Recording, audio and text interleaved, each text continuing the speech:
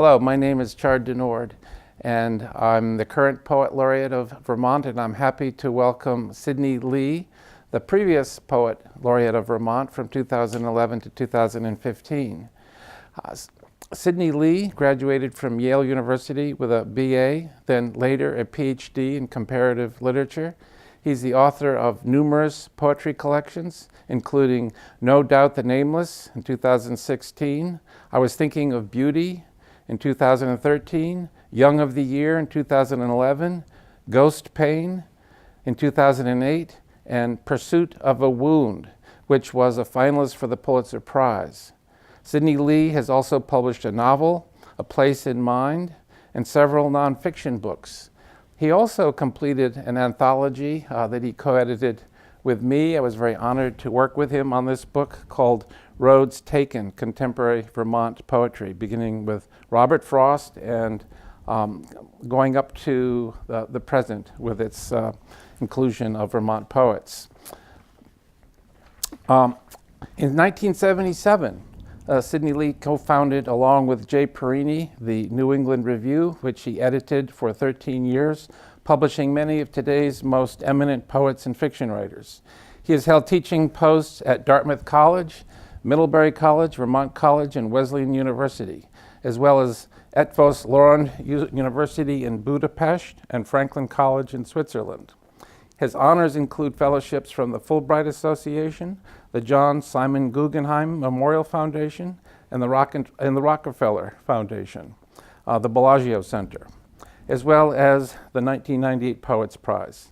In 2011, as I mentioned, Sydney Lea, who's been a Vermont resident since the early 90s, was appointed the State Poet Laureate. He currently lives in Newbury, Vermont.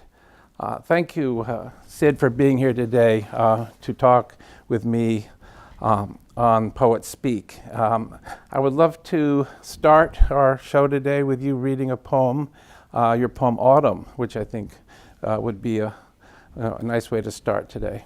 Okay, Chard, good to see you and talk about poetry. We've done a little of that in the last year, haven't we? Yes. It's Autumn.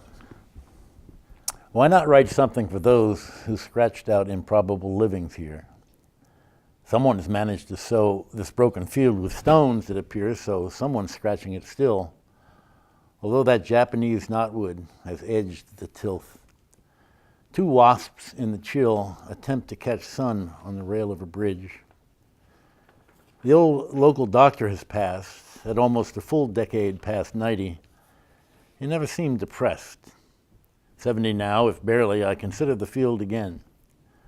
Someone will drag these rocks away, but they'll be back. The air smells like rain, which is fine. The summer's been much too dry. Nothing is left of the barn but some rusty steel straps and some nasty red osier. The stone fence still looks sound, but even there, the knotweed steps over. Hadn't I pledged an elegy to the old ones who worked here? You couldn't claim they thrived exactly, but maybe they likewise scented good wind full of rain, lifted eyes above this old orchard to the cloud-darkened hills and found their support somehow, somewhere. No matter. They kept going until they could go no more. The trees' puckered apples have gathered a flock of birds, and as they alight, they're full of unseasonable chatter, as if to say that all will be right. The old ones I promised a poem must have said it too. It'll be all right. I never knew them. They're gone. I say it out loud. It'll be all right. Thank you. Beautiful poem. I'd like to read something that the poet Mark Jarman mentioned about your poems, said about your poems. The life in Lea's poems is entirely local, whether the locale is Italy, Montana, or his home in Vermont. The making of the soul that occurs in Sydney Lea's poems is intimately connected with a place where the making occurs. Sydney Lea's poems show us that all spirituality is local spirituality. He is our preeminent poet of the soul's making among local places and people. So I would love you to start, Sid, by talking a little bit about what Mark Jarman says here, the appeal of the local to you?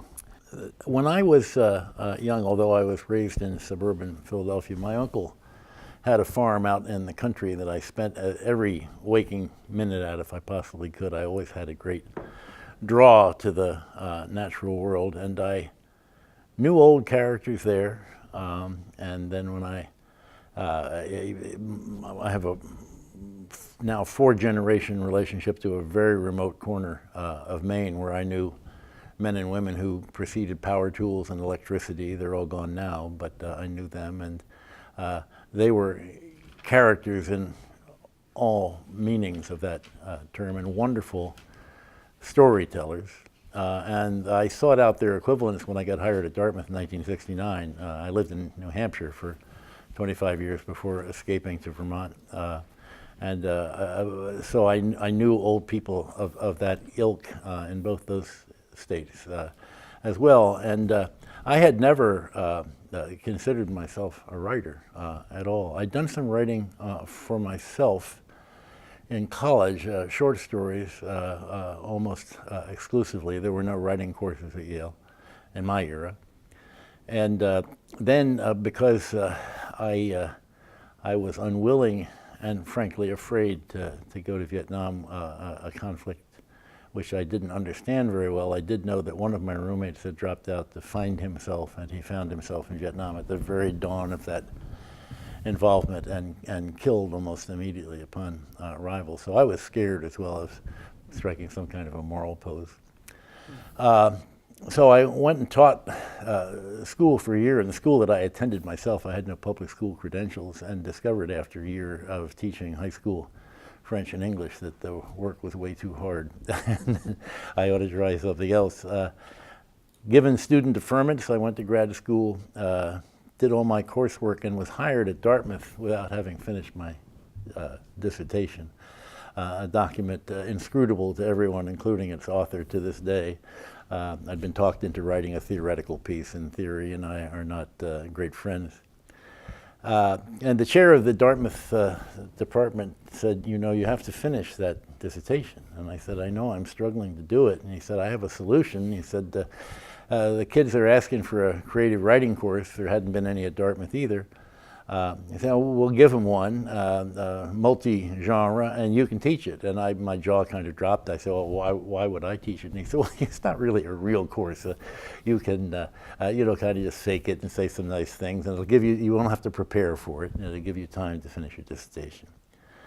Well, as I, very inexpertly taught that course, I found myself more than I ever had been inclined to write, and I chose poetry, and I was in my mid-30s by now. I didn't publish my first book till I was 40. I chose poetry because I thought it might capture the manner of speech of these older characters whom I mentioned, whose storytelling much appealed to me. I know those stories by heart. I say them to myself every day.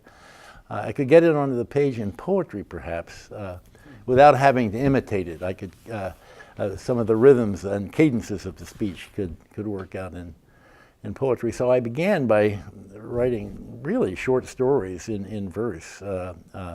And I still have an inclination toward the narrative, which seems to be unquenchable. It's not quite as acute as it once was. But I've always been interested in conventional narrative values, plot, setting, character.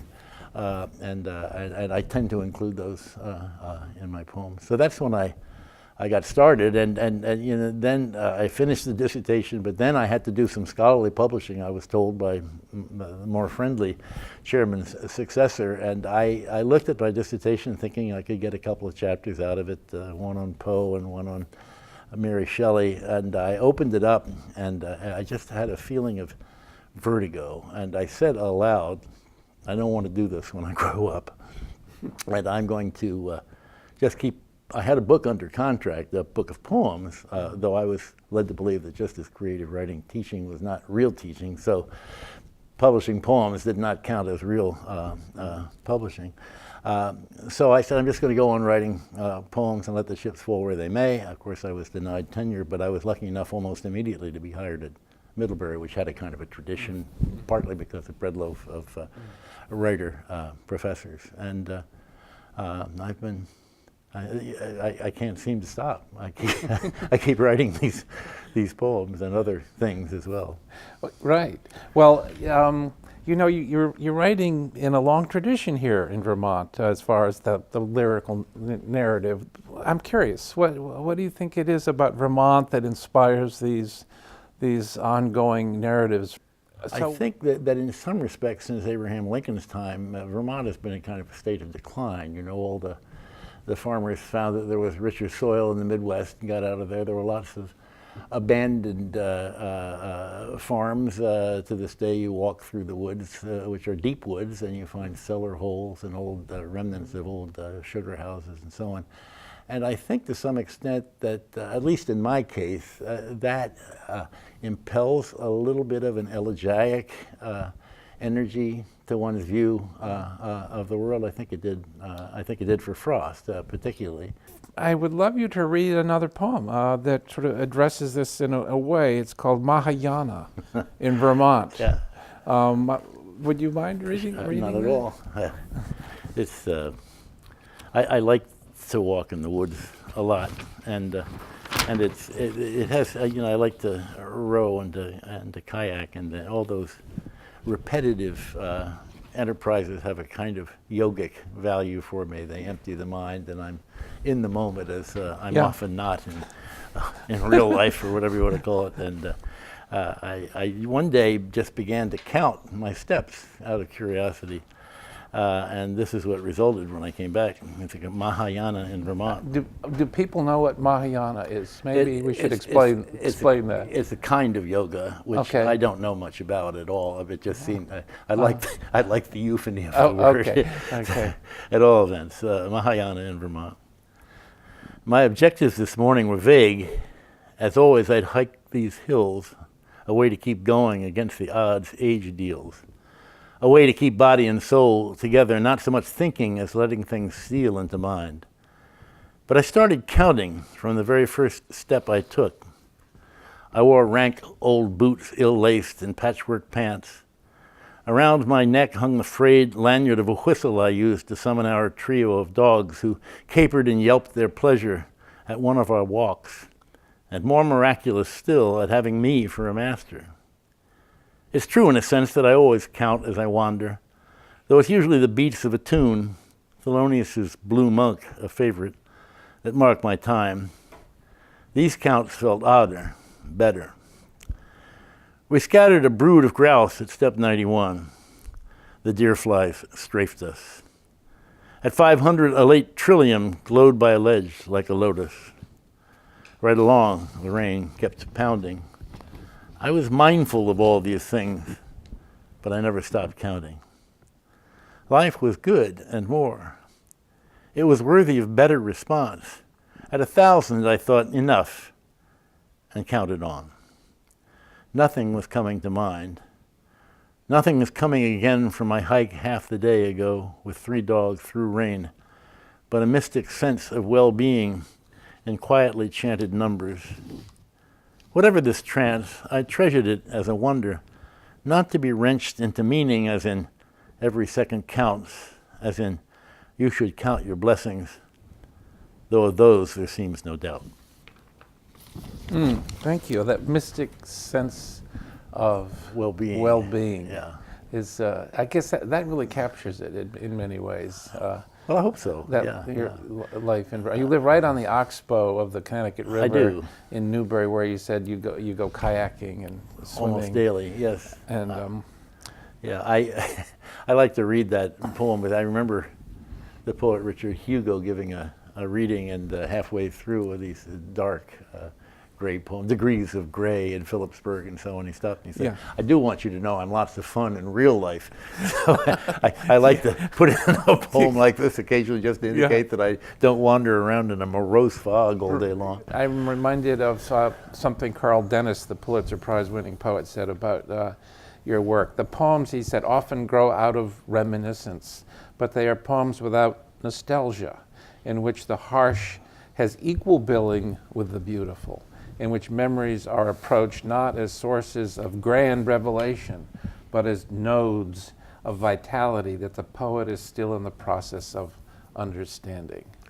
That's as acute a blurb as any I think I've ever received that Carl gave me. I think he's right on the money. People often say, well, what's it like to be a nature poet? And I say, well, I don't think of myself as a nature poet, or certainly not in the sense that you're asking the question. I'm not out there shopping for metaphors, and I don't think that there's some benign order out there that I can get attuned to. Nature is very, very cruel, and you have to be attentive to that as well. And I think it's a little bit like reminiscence. It's not nostalgia. It takes in the whole range of memories and experiences. All of these poems are connected. That they're an ongoing kind of reminiscence with their own integrity, their own subjects, but that they're all of a piece in a way. And it's interesting. I used to say to when I taught before I retired, in poetry workshops, people would say, "Well, I don't have any ideas," and I would say, "Well, that's good. You don't want to start with ideas. You want to discover them if they're there." And I said, "Well, just go out and think of 3 experiences you've had recently and tie them all together. They have something to do with one another simply because you're the one that thought them. So that's what your poem can be about. That's the subject. That's meaning is a kind of an overused word, I think, when attached to poetry, which is always inevitably ambiguous. So you write a lot of prose as well as poetry. And it seems as if at times, I'm thinking of, here's just one book that you've written recently called What's the Story, that Green Writers Press here in Brattleboro published, Reflections, but you've also written novels and short stories. And so I'm wondering if sometimes if your poetry kind of overflows into prose, into actual, fiction and essays as well. Yeah, sometimes, and sometimes the other way around. But it's an appropriate question, particularly in connection with that book, What's the Story? Because the way it began was I had, as I'm sure you do, I had a number of poems that I'd been laboring on for years and years and years, and I just couldn't get them right, and I couldn't get them right. And I don't know why. One day it occurred to me that, well, maybe in the more supple format of prose, I could get one of these right. And the title poem is the first one I tried, translating it, as it were, from a failed poem into what I hope is a reasonably successful mini essay. They're very short essays. I think the longest one in there is 5 pages. And so I liked the result, and I said, well, I'll try a couple more.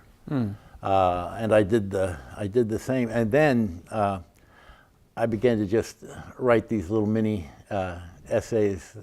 They're kind of lyrical anyway, but without that translative process. So just writing them, they were self-generated. And I discovered, rightly or wrongly, for the reader to judge, that was a sympathetic format for me to write in. It had some of the lyrical quality of poetry, as I suggested, but it has the kind of open-ended format of prose. When you were Poet Laureate, you wrote monthly columns for the newspapers in the state, and you also were very active reading throughout the state. I think you challenged yourself to read in every library, practically. Every library that would have me. That would have you. And 115 of them did. In the state. So a great experience for me. And it must have been wonderful traveling throughout the state. It was. I was wondering if there was like 1 or 2 or 3 particular experiences that you had as Poet Laureate that just stick out in your memory. I had thought I knew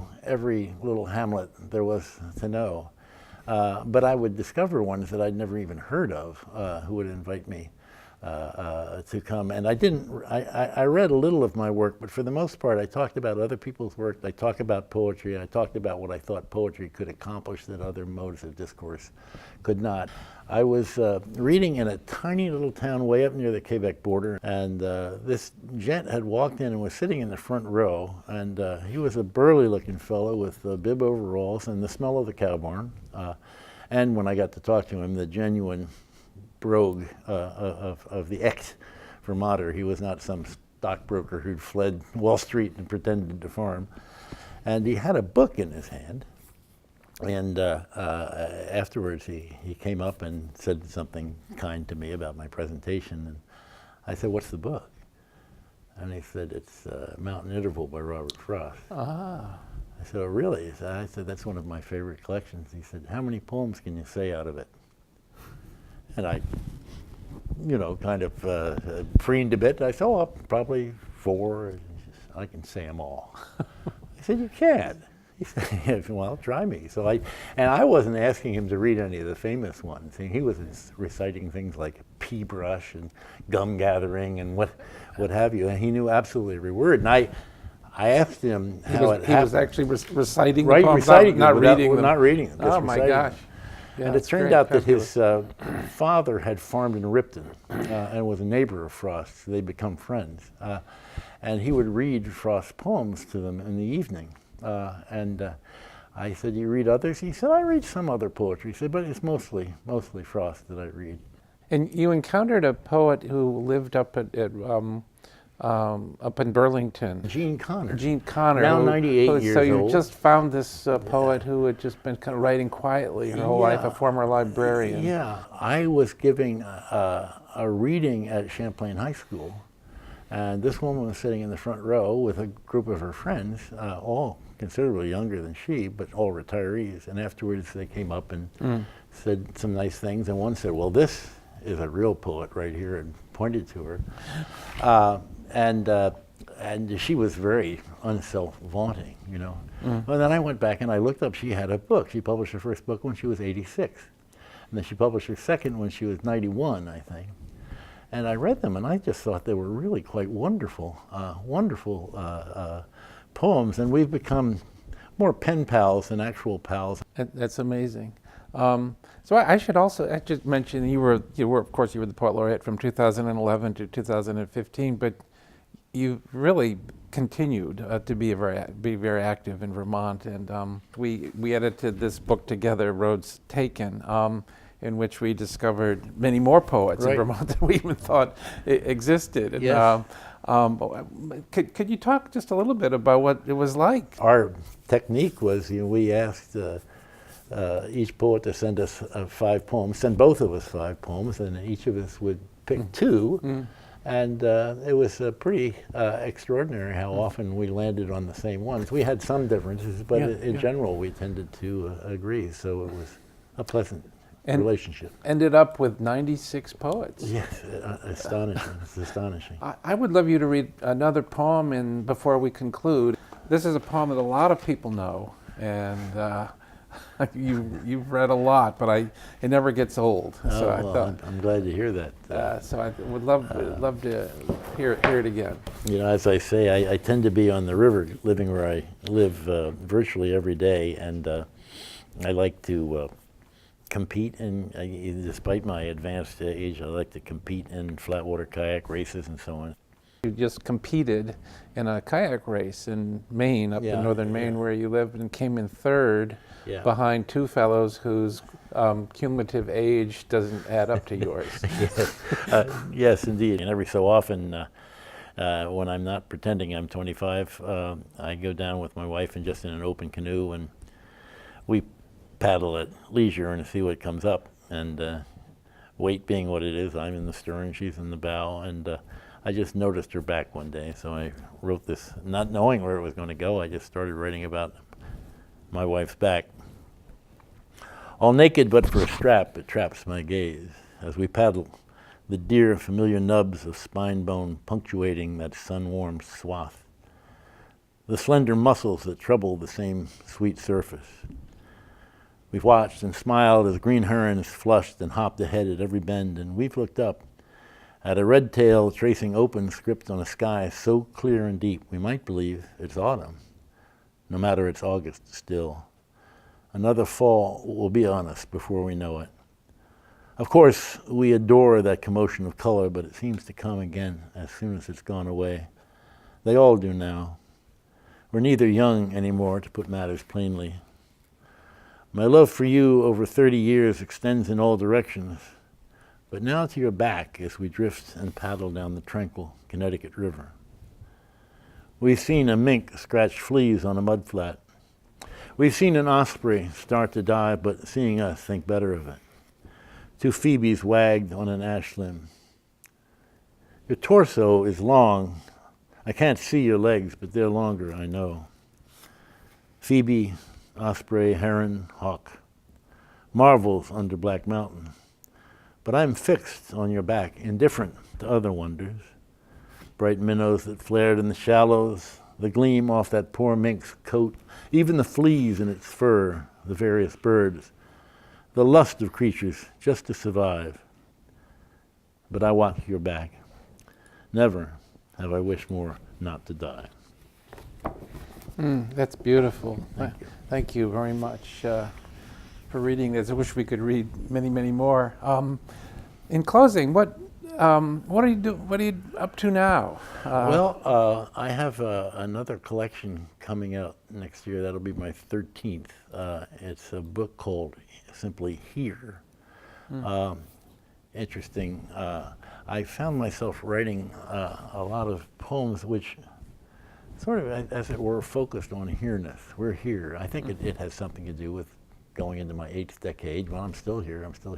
So it was curious, you know, as I looked back over those poems, there was a kind of insistence on here-ness. I'm here. In fact, I won't read the whole poem, but the Here at Summer's End is the one that begins. It's kind of an epigraphic poem, and at the end it says, we're here after all. Let's chant it through the year like so much bird song. We're here, we're here, we're here. And then the final poem is called Here Itself. And I remember, you know, I had gotten into cardio rehab and so on, and resuming my life and going to this barber I've gone to for almost 50 years who really ought to be on the National Register. The kind of barber where, you know, no woman has ever entered the store and there are old copies of Guns and Ammo and Popular Mechanics and so on. And sitting down in the chair and looking in the mirror and seeing him and seeing me, and he was cutting my hair as he always did, and I said to myself, I'm still here, you know, here I am. It's quite miraculous somehow. There'll come a time when that's not true, but for now, you know, I'm happy with Here Itself, and I remain so. Well, on that note, glad you're still here, Sid, and thank you for being on Poet Speak this month, and hope we can talk to you again at some point. Always fun to talk to you, Chard. Thank you.